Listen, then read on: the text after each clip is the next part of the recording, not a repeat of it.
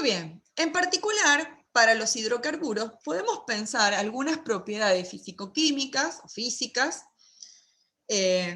sencillas que podemos predecir a partir de entender que son compuestos o sustancias moleculares, es decir, formadas por moléculas, y tratar de pensar cómo se relacionan esas moléculas entre sí, por ejemplo, cuando tengo estas sustancias puras en estado sólido o en estado líquido. Si son sustancias moleculares, lo que vamos a tener entre ellas son fuerzas o interacciones intermoleculares. Si ustedes recuerdan, estas podían ser interacciones o dispersiones de London, derivadas de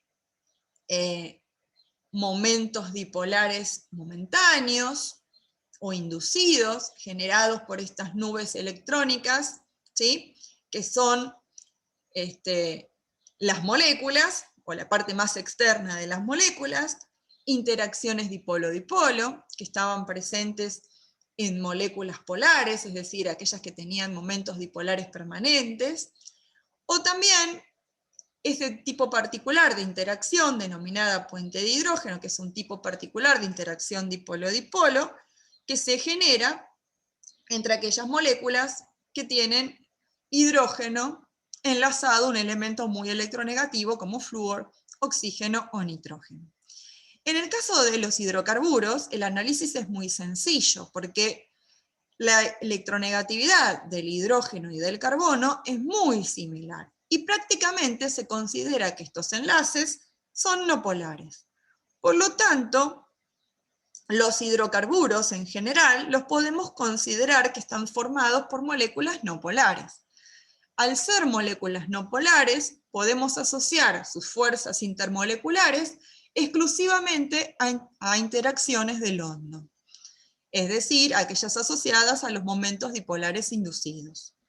Si ustedes recuerdan, la intensidad de la interacción de London dependía del grado de polarizabilidad de esa nube electrónica, que está asociado al tamaño molecular e incluso a la forma molecular.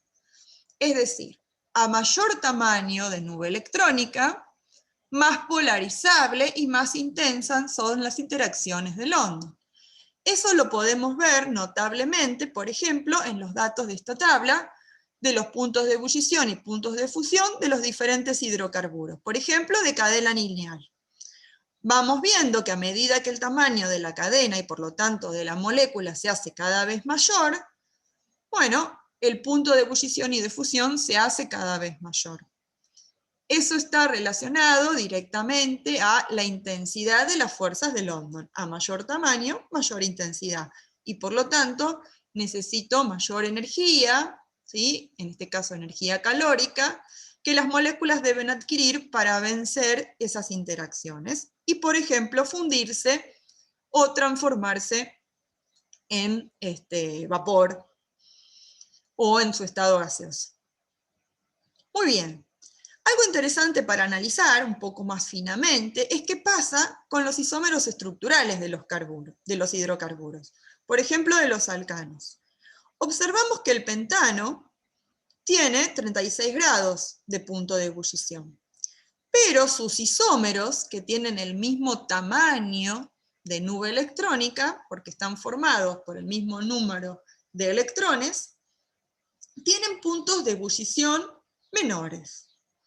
La justificación teórica o el modelo lo que indica es que a medida que el isómero es más ramificado, el contacto o la posibilidad de establecer interacciones de London es menor y por lo tanto va a tener un menor punto de ebullición. Lo podemos ver con estos tres isómeros.